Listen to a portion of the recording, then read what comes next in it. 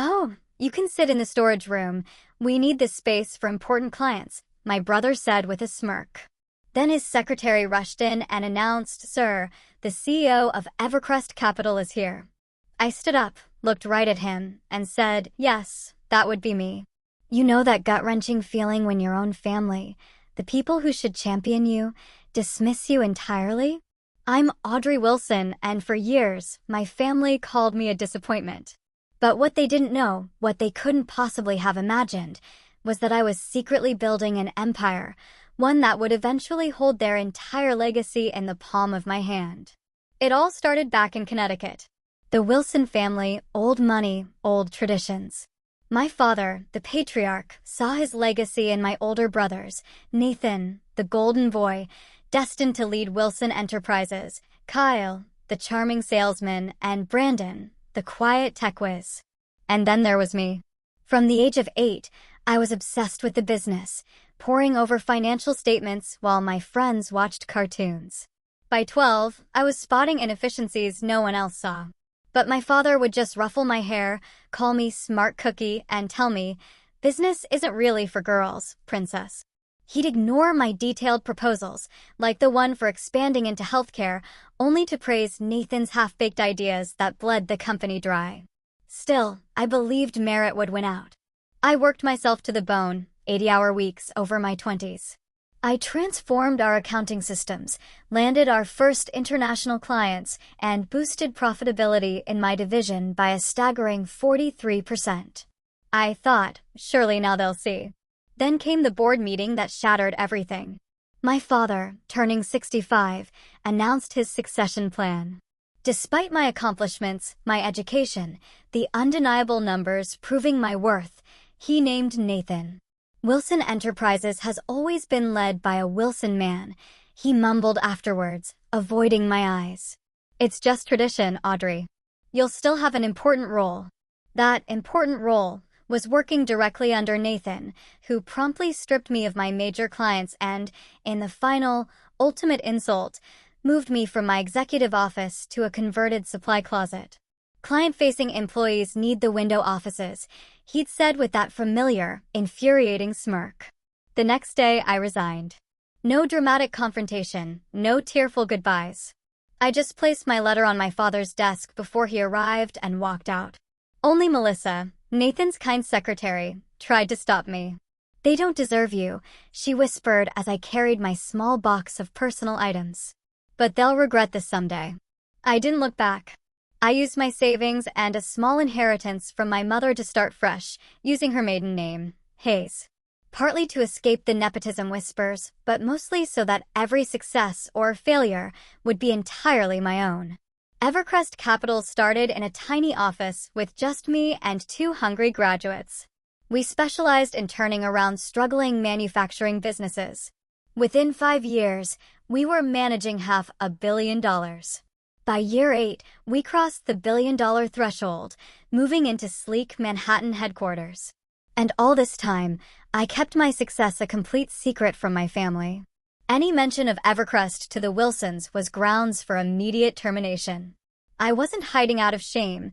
I was building something undeniable, something that couldn't be dismissed as luck or nepotism. From afar, I watched Wilson Enterprises. After a brief honeymoon period fueled by the momentum I had created, the company began a steady, painful decline under Nathan's leadership. Bad investments, lost clients, outdated tech. It was a slow-motion car crash of incompetence and hubris. Then, 3 weeks ago, the news hit. My father had a heart attack. He survived, but the health scare sent a ripple effect through the company. Key investors bailed, creditors circled. Wilson Enterprises, the company my father had built over 50 years, was weeks away from bankruptcy. My first instinct was to let it burn. They'd made their choice a decade ago. But then, a quiet voice, maybe my mother's, reminded me, family is family. I instructed my team to dig into Wilson's financials. What they found was far worse than I'd imagined. My brothers had nearly driven the company into the ground. They were desperately searching for emergency investors. And, with a twist of cruel irony, Evercrest Capital was on their short list. Not because they knew of my connection, but because of our reputation for successful manufacturing turnarounds. When an email invitation to a family business emergency meeting landed in my personal inbox, I decided to go.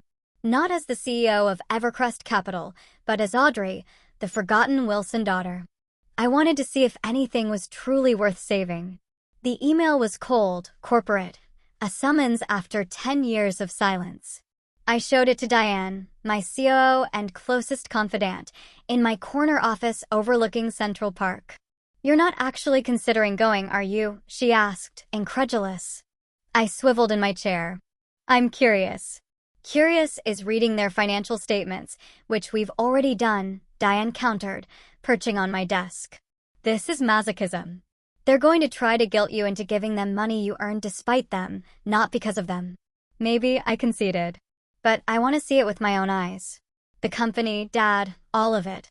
Diane softened. "And you're going as just Audrey, not as the CEO who could buy their company with her quarterly bonus?" "Exactly," I said. "I want to see how they treat me when they think I have nothing to offer." I spent the week preparing emotionally. I chose my outfit carefully, an understated charcoal pantsuit that cost more than Nathan's first car but didn't scream its price tag. Just my mother's simple gold wedding band on a chain around my neck. The drive back to Connecticut was a journey through memories. The exit off I-95 where Dad always stopped for ice cream, the coffee shop where I drafted my resignation letter a decade ago. Wilson Enterprises headquarters looked smaller than I remembered.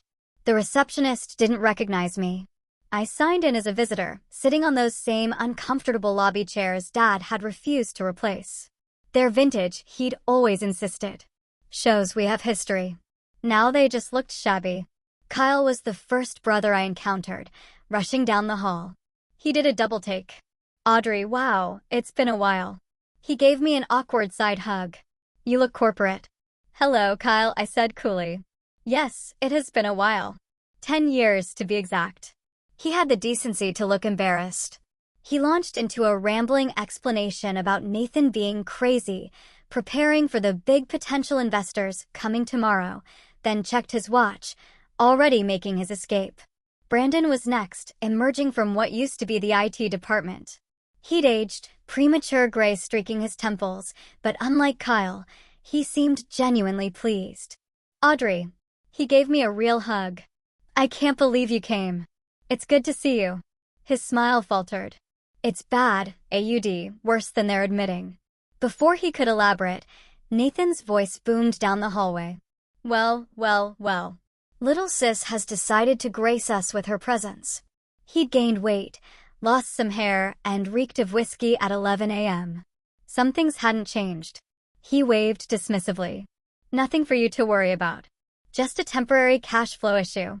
We're expecting big investors tomorrow.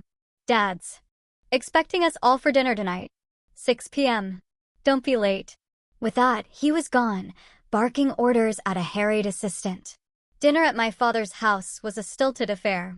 The house itself was a time capsule, preserved as if time had stopped the day I walked away. Dad looked frail, his commanding presence diminished. Still, when he saw me, something flickered in his eyes. Surprise, perhaps relief. "Audrey," he said, opening his arms. I hugged him, noting how thin he felt. "You look successful," he observed. "I am," I replied, offering nothing more. Nathan dominated the conversation with baseless optimism. I excused myself early, claiming jet lag. As I headed upstairs, I overheard Nathan in Dad's study. "Evercrest Capital is our best shot," he was saying. Their representatives sounded interested. "If they invest, the others will follow." "And if they don't?" my father asked, his voice weaker than I'd ever heard it. "Don't think like that, Dad. We'll get the money." "I promise." I paused, tempted to reveal myself then and there, but continued to my room. Later that night, unable to sleep, I found my brothers in an impromptu strategy session in the kitchen. They fell silent when I entered. "Don't stop on my account," I said, filling a glass. "Just business stuff," Kyle said quickly. "Nothing that would interest you." I smiled tightly. "You'd be surprised what interests me these days." After I left, I lingered, listening. "Do you think we should involve her tomorrow?" Brandon asked. She always had a good head for numbers. Absolutely not. Nathan snapped. The last thing we need is her amateur input scaring off Evercrest. They're our last hope. I smiled to myself. I woke before dawn, my body still operating on my usual schedule. Silk blouse, tailored pants, a blazer to conceal the power suit beneath. My mother's ring around my neck. By 7 a.m., I was at Wilson Enterprises, watching the frantic preparations. Staff rushed around, arranging platters of expensive pastries the company clearly couldn't afford. I approached Brandon, who was fiddling with the presentation laptop. Need any help? He jumped. Oh, Audrey, didn't see you there. I'm pretty good with PowerPoint these days, I offered. He hesitated, glancing towards Nathan's office. Just let me take a look, I said, sliding into the chair beside him. The presentation was a disaster. Inconsistent formatting, typos, fundamentally flawed financial analysis. Brandon, these projected growth numbers don't align with your current manufacturing capacity, I pointed out. And this slide about future markets contradicts the data on slide 7. Really? He frowned, looking closer. I told Nathan those projections seemed optimistic, but he insisted. Nathan appeared in the doorway. Brandon, why isn't the presentation ready? I was just helping him polish a few things, I explained. There are some inconsistencies in the financial. We don't need your help. Nathan cut me off. This presentation has been vetted by actual financial professionals. I bit my tongue, knowing any defense of my qualifications would reveal too much. Just trying to contribute. The best way you can contribute is by staying out of the way, Nathan said. The investors will be here in an hour, and we need everything perfect. Perfect was definitely not the word I would use. As the morning progressed, board members and other potential investors arrived. Most were older men in conservative suits who barely glanced my way. At 9:45 a.m., 15 minutes before the scheduled start, Nathan approached me as I reviewed notes near the refreshment table. Oh, Audrey, he said with a dismissive glance. We need these seats for the real stakeholders. Why don't you sit in the storage room? We'll fill you in later. My expression remained neutral, despite the familiar sting. The storage room? It's been converted to a small office, he explained impatiently. There's even a chair. Melissa will show you. Carl looked uncomfortable but said nothing. Brandon actively avoided eye contact. Melissa, Nathan's long-suffering secretary, gave me an apologetic look as she led me down a hallway to what was, indeed, a glorified closet. A metal folding chair next to a dusty desk piled with old catalogs. I'm so sorry, Miss Wilson, she whispered. It's fine, Melissa, I assured her. Actually, it's perfect. She looked confused, but left me alone in the cramped space. The irony wasn't lost on me. Billionaire CEO relegated to a storage closet in the company her father built. The room was a time capsule, filled with relics of Wilson Enterprises history. And then, I found something unexpected. A stack of recent financial documents, clearly hidden away. I skimmed through them, my stomach sinking. The situation was far worse than even my team had uncovered. Wilson Enterprises wasn't just struggling, it was on the verge of complete collapse.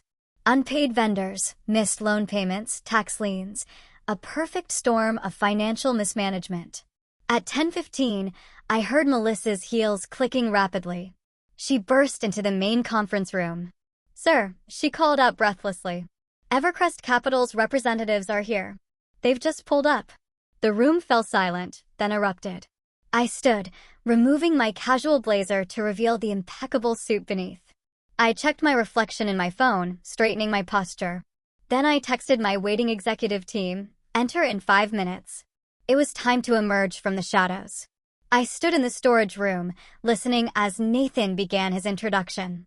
Ladies and gentlemen, thank you for joining us during this exciting time for Wilson Enterprises. While we face some temporary challenges, we're positioned for an unprecedented comeback with the right strategic partners. His voice carried that artificial confidence I remembered so well. The board members' questions grew increasingly pointed. These revenue projections seem extremely optimistic, one noted. Could you explain the discrepancy? Nathan's answers became defensive, convoluted. I could feel the investors' interest waning. Then came the moment that changed everything. the conference room door burst open. I heard Melissa's breathless voice. "Sir, Evercrest Capital CEO is here." An expectant hush fell over the room. I imagined them all turning towards the main entrance, waiting for their financial savior. I counted to 5, took a deep breath, and opened the storage room door. The silence that greeted my entrance was absolute. 20 faces turned to me in confusion, then shock as understanding slowly dawned. Nathan stood frozen mid-gesture at the head of the table, presentation remote dangling. "Sorry I'm late," I said calmly, walking to the empty chair at the opposite end of the table. I was reviewing some interesting financial documents in the storage room where I was asked to wait. Nathan recovered first, his face contorting. "Audrey, what are you doing?" "We're in the middle of an important meeting, waiting for Hayes from Evercrest Capital." I smiled, placing my business card on the table and sliding it toward the center. "That would be me, Audrey Hayes." I reverted to my mother's maiden name when I started my company. One of the board members, Mr. Fitzgerald, who had been with the company since my father's early days, picked up my card. His eyes widened. "Audrey Wilson is Audrey Hayes?" "The Audrey Hayes, CEO of Evercrest Capital." I nodded, removing my company ID from my pocket and placing it beside the card. "The very same." The room erupted. Kyle's mouth literally hung open. Brandon stared at me with a mixture of shock and, was that admiration? Board members whispered urgently. Nathan's face had drained of color. "This is some kind of joke," he stammered. "You can't be, I assure you. It's not a joke," I replied evenly. Evercrest Capital manages assets of over $3.2 billion. We specialize in manufacturing turnarounds, particularly family businesses facing succession challenges. I paused. "Sound familiar? But you've been, what? Working as a secretary somewhere all these years." Nathan sputtered. "How could you possibly? After I left Wilson Enterprises," I interrupted, "I founded Evercrest with my savings and a small inheritance from Mom. We've grown exponentially year over year for the past decade. Forbes featured me last month, actually. The invisible billionaire, they called me, due to my preference for privacy." Nathan attempted to regain control. "Everyone, let's take a short break. Audrey, I need to speak with you privately." "I don't think so," I said, my voice firm. "I'm here as an invited potential investor, and I'd like to continue this meeting." I turned to the board. "If that's acceptable to you?" Mr. Fitzgerald nodded, a small smile playing at his lips. Several other board members murmured agreement. "Excellent," I said, opening my portfolio. "Now, I've reviewed the materials you provided to my team, as well as some additional documents I found while waiting in storage. I have several concerns I'd like to address." For the next 30 minutes, I methodically dissected the company's financial situation, pointing out the mismanagement, poor strategic decisions, and accounting irregularities that had brought Wilson Enterprises to the brink. I was professional but unsparing, backing every criticism with specific examples and data. The European expansion 3 years ago consumed 40% of available capital, but has yet to generate positive returns, I noted. The Miller account was lost due to repeated quality control failures that weren't addressed, despite multiple warnings. And the company has been operating with outdated manufacturing technology, while the executive suite was renovated twice in 5 years. Nathan's face grew increasingly red. When I finished, he exploded. "This is ridiculous." "You come back after abandoning the family, Nathan," Carl said quietly. "Maybe we should listen." "No."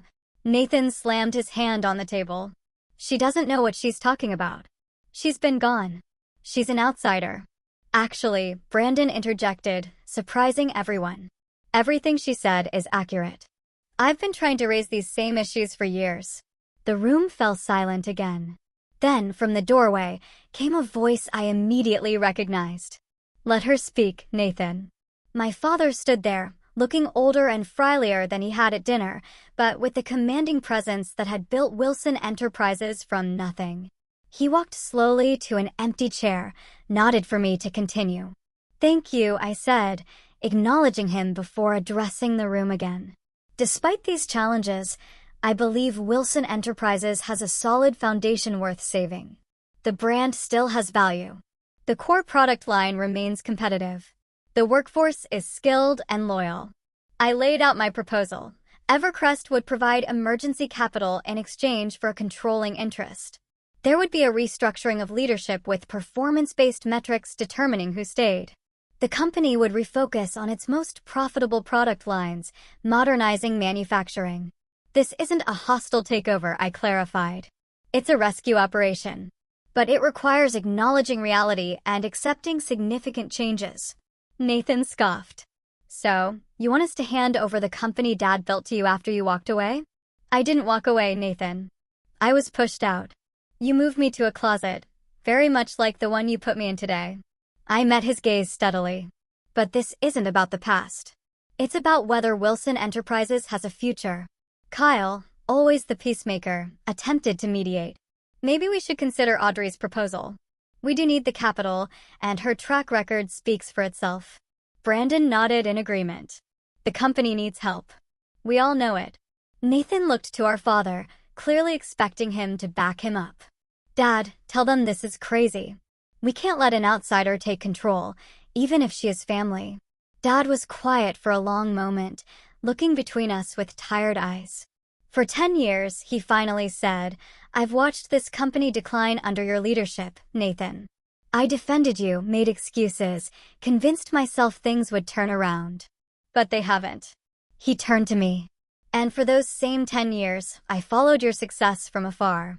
Read every article about Evercrest, tracked every acquisition, kept a file of everything you've accomplished without the Wilson name or connections.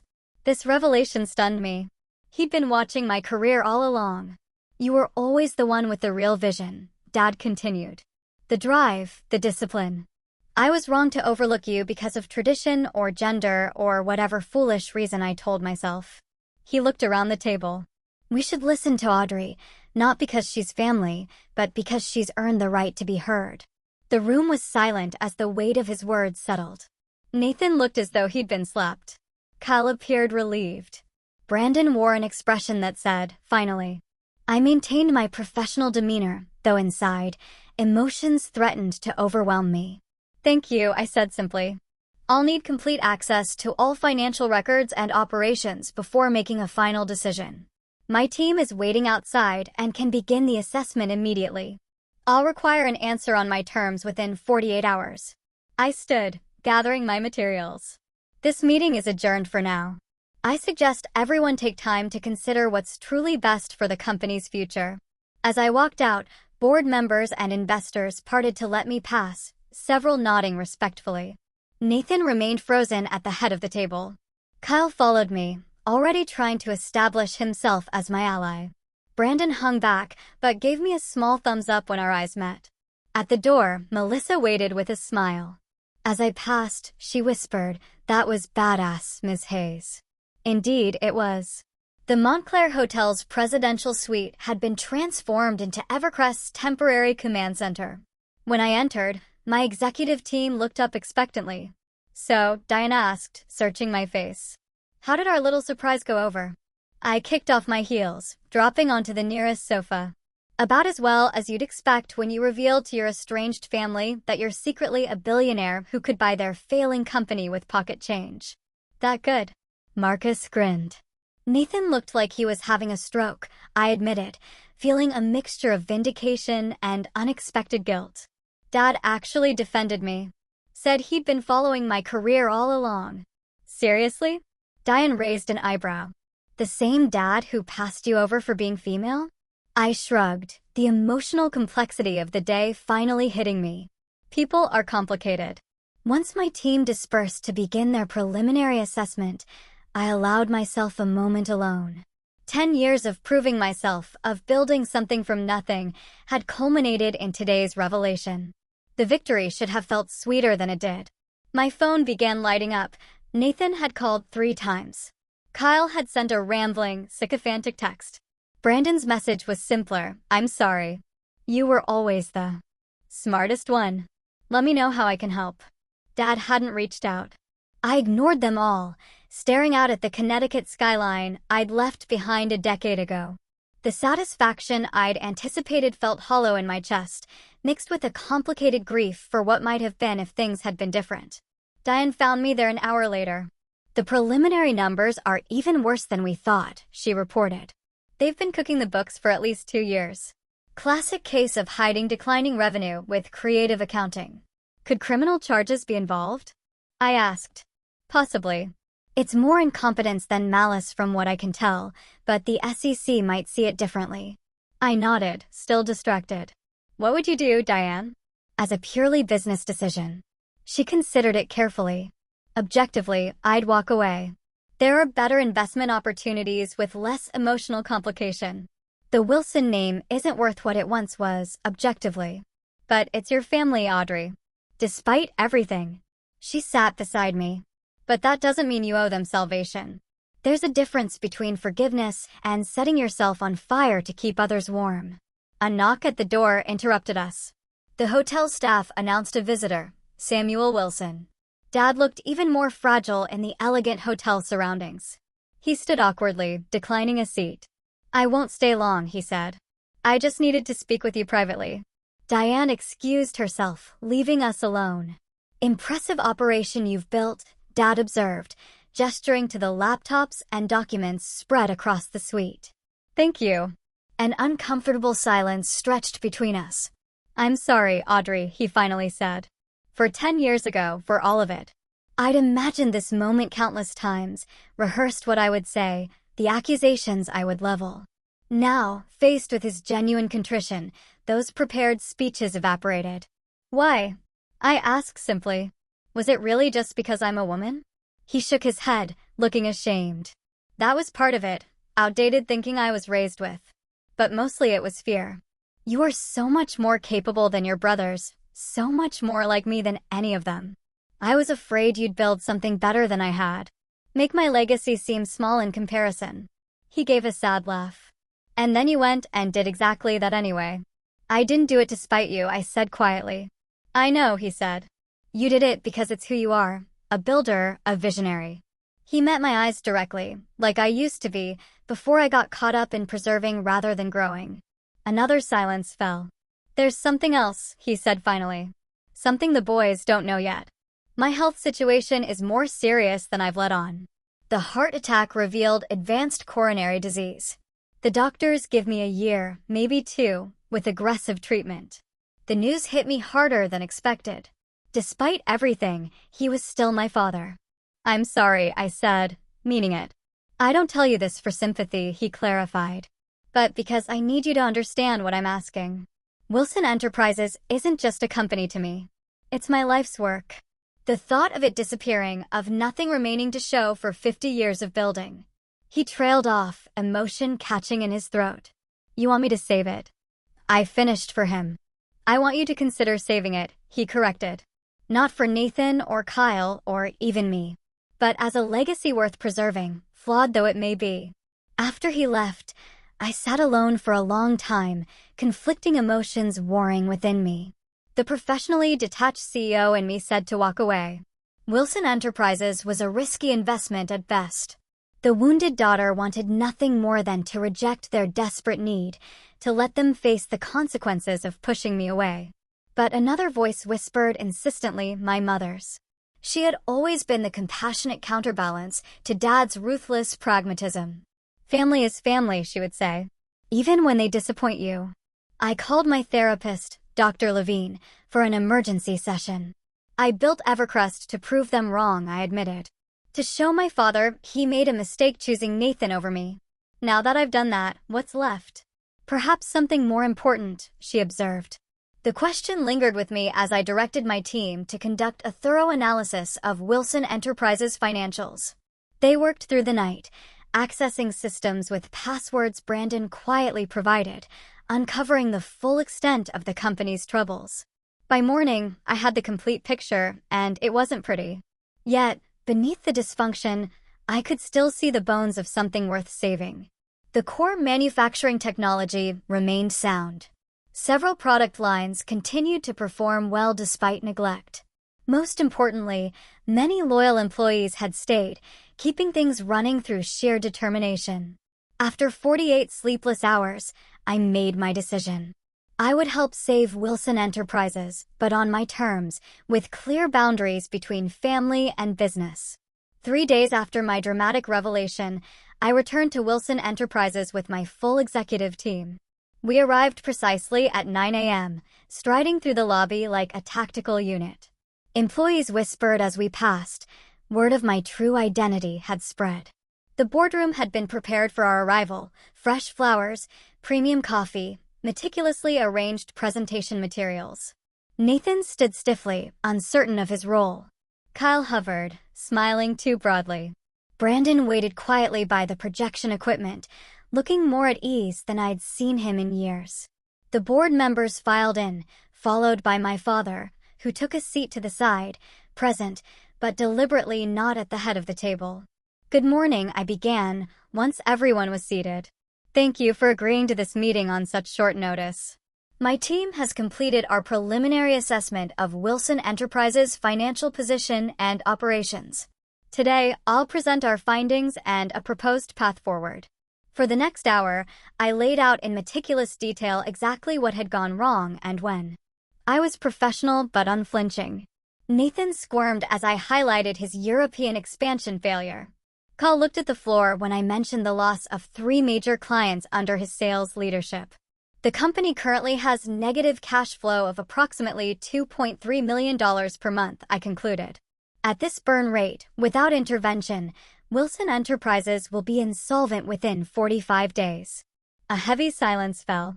However, I continued, we believe the company can be saved with immediate, decisive action. I outlined our turnaround plan.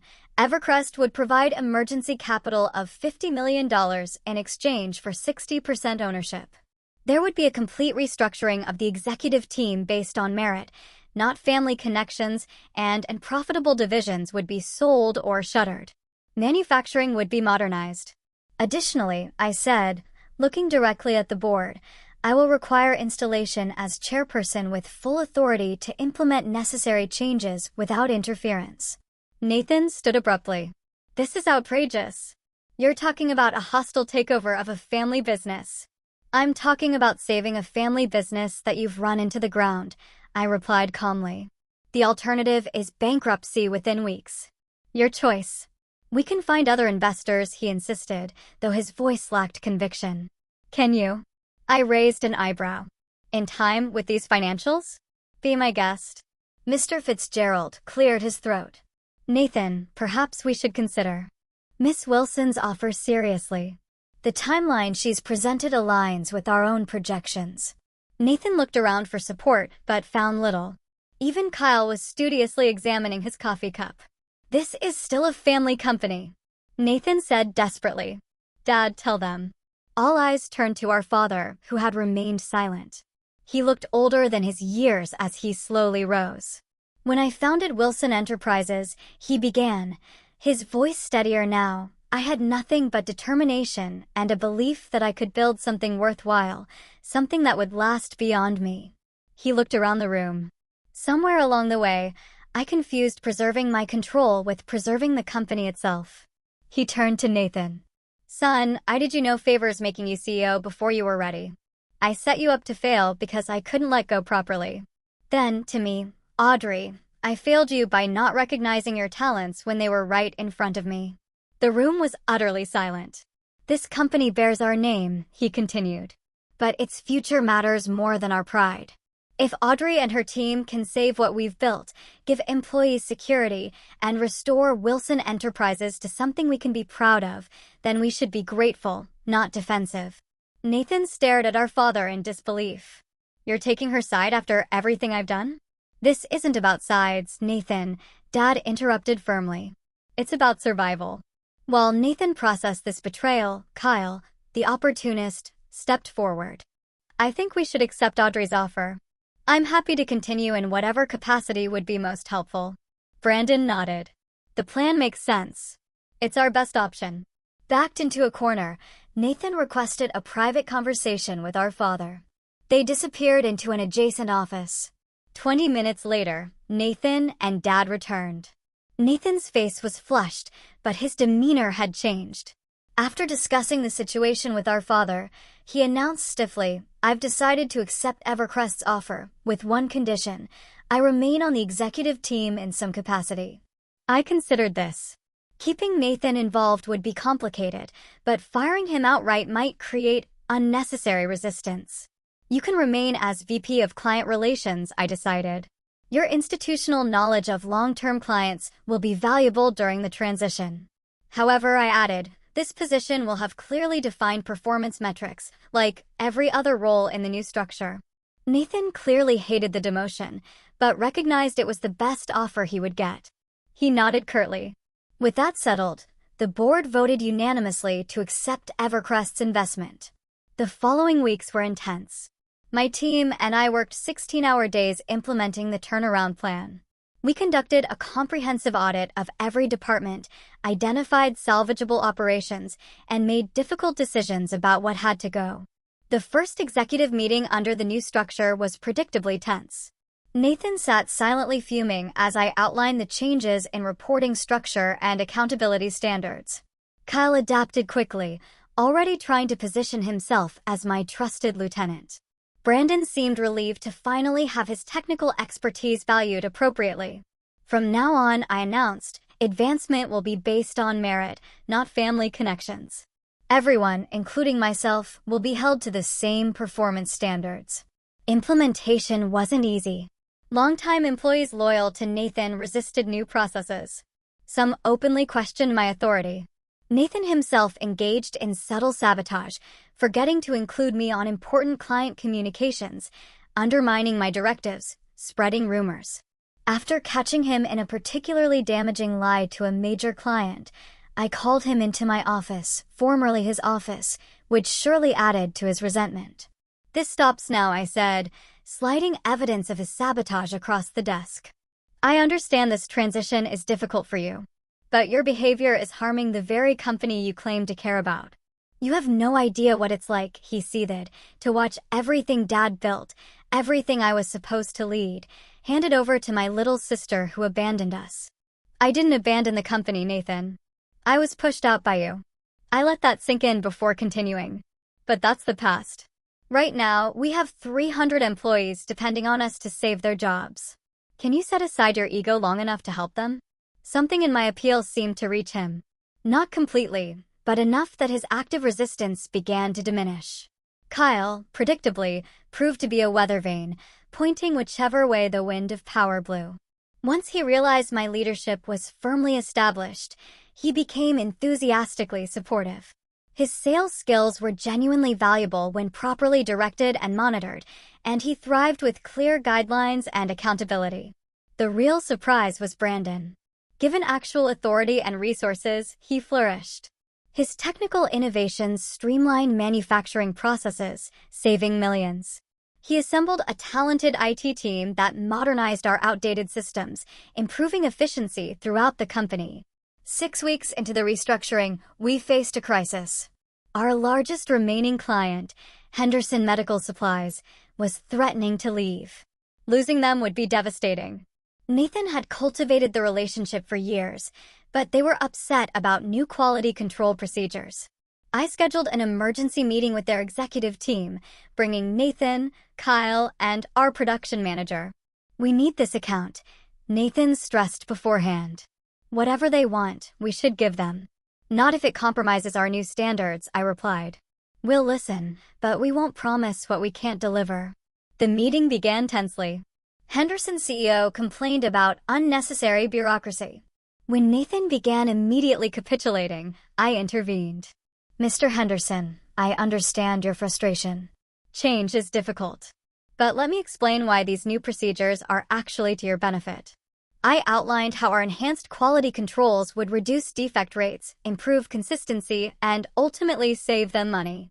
I shared data from other clients and presented a cost analysis showing long-term benefits. Additionally, I added, as a gesture of good faith, we'll extend a 5% discount for the next quarter while we prove the value of these changes. By the end of the meeting, Henderson not only agreed to stay, but was considering increasing their order volume. As we left, Nathan grudgingly admitted, that was impressive. I've been trying to get them to increase orders for 3 years. Different approaches work in different situations, I replied, not unkindly. Your relationship with them got us in the door. My data convinced them to stay. It was our first moment of genuine professional respect. The company's turnaround gained momentum. Operational costs decreased by 30%. New clients, attracted by our improved quality, began signing contracts. Employee morale improved. My father attended weekly update meetings, sitting quietly at the back. After one particularly positive session, he asked me to join him for dinner at his house. The family home felt different now, less intimidating, more like a place of faded memories. You've accomplished more in 2 months than Nathan did in 10 years, Dad said without preamble. I had a stronger foundation to start with, I replied, not wanting to deepen the rift, and a more urgent situation that allowed for dramatic changes. He smiled slightly. Always diplomatic when it counts. Your mother was the same way. The mention of Mom created a moment of shared remembrance. I've been thinking about her a lot lately, he admitted, wondering what she would think of all this, of what I did to you. She would have been disappointed, I said honestly. But she also believed in second chances. He nodded, looking down at his barely touched dinner. That's what I'm hoping for. A second chance to be the father you deserved. The words hung between us. I'd like that, I said finally. But it will take time. Trust isn't rebuilt overnight. I understand. He hesitated, then added, would you consider making these dinners a regular thing, just to talk? No business. It was a small request, yet somehow monumental. A first step toward healing what had been broken. I think I can manage that, I agreed. The following week, I instituted a new tradition, family dinner every Sunday evening. Not mandatory, but open to all Wilsons. The first few were awkward, conversations stilted, carefully avoiding controversial topics. But gradually, something shifted. Nathan brought his wife and teenage sons, who were curious about their badass aunt they'd barely known. Kyle actually prepared a dish rather than bringing store-bought contributions. Brandon showed up early to help set up. During the third such dinner, Nathan made a self-deprecating joke about his failed European expansion. We all froze, unsure how to respond, until I laughed, genuinely laughed, and the tension broke. Soon, everyone was sharing stories of business missteps and lessons learned. For the first time in over a decade, it felt like we might actually become a family again, different from before, with clearer boundaries and expectations, but a family nonetheless. 6 months passed in a blur of strategic decisions, operational changes, and careful rebuilding. What had once seemed impossible was now reality. Wilson Enterprises wasn't just surviving, it was beginning to thrive again. The emergency capital had stabilized our finances. Strategic divestment of unprofitable divisions generated additional cash flow. Most importantly, our renewed focus on quality and innovation had restored client confidence and attracted new business. The most significant development came unexpectedly.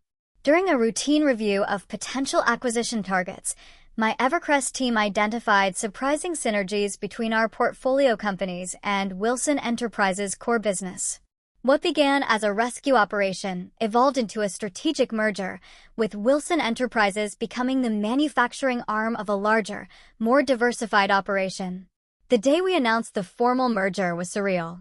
I stood at the podium in the company atrium, facing employees from both organizations, my family seated in the front row.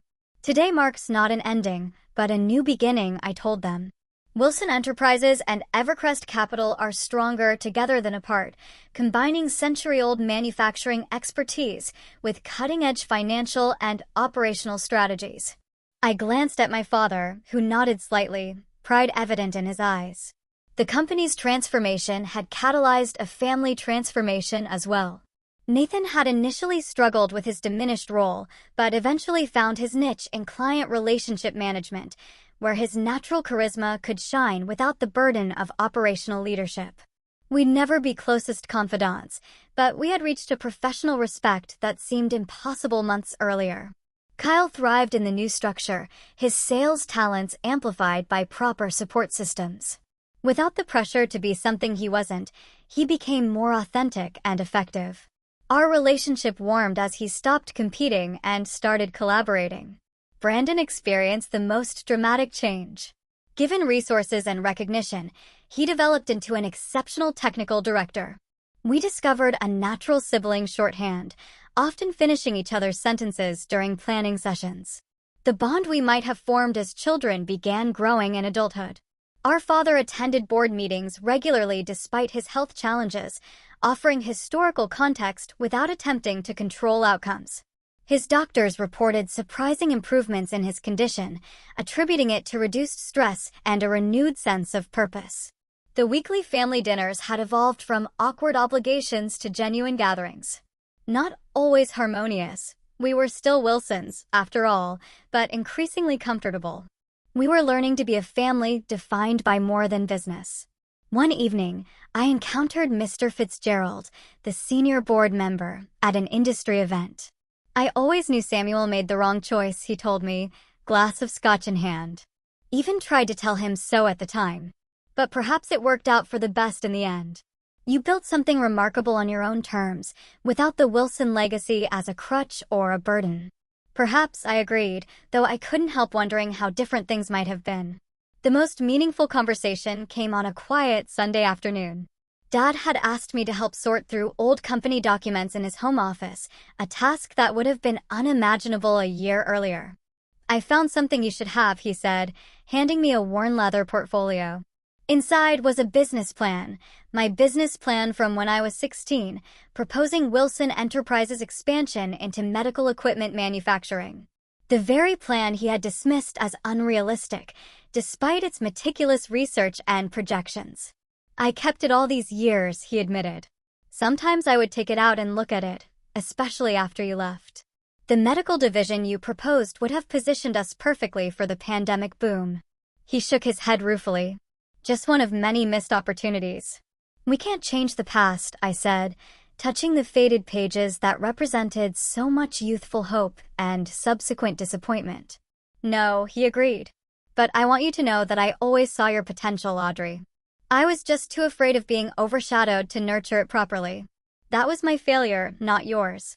Coming from a man who had rarely admitted failure of any kind, the words carried immense weight. Thank you for saying that, I replied simply.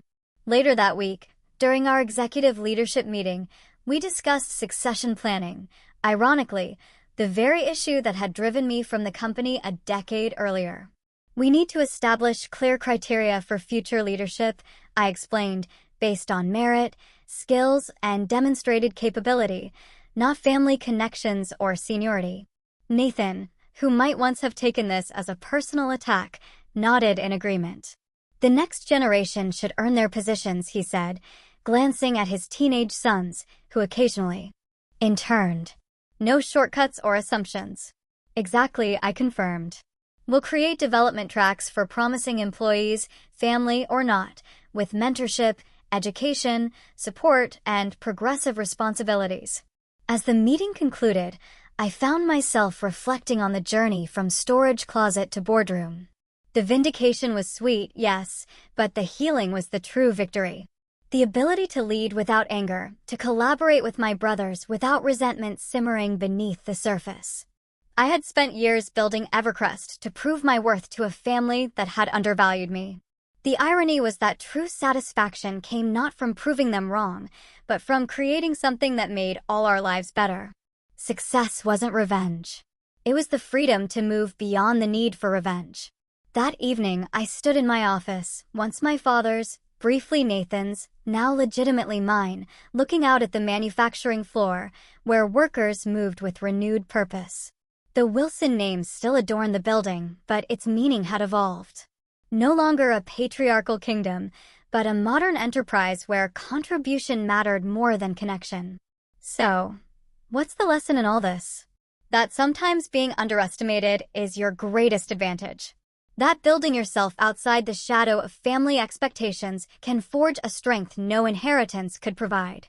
That healing doesn't require forgetting the past, but it does require releasing its power to define your future. And perhaps most importantly, that the storage room where they seat you might just offer the perfect vantage point to observe exactly what needs changing before you emerge to change it.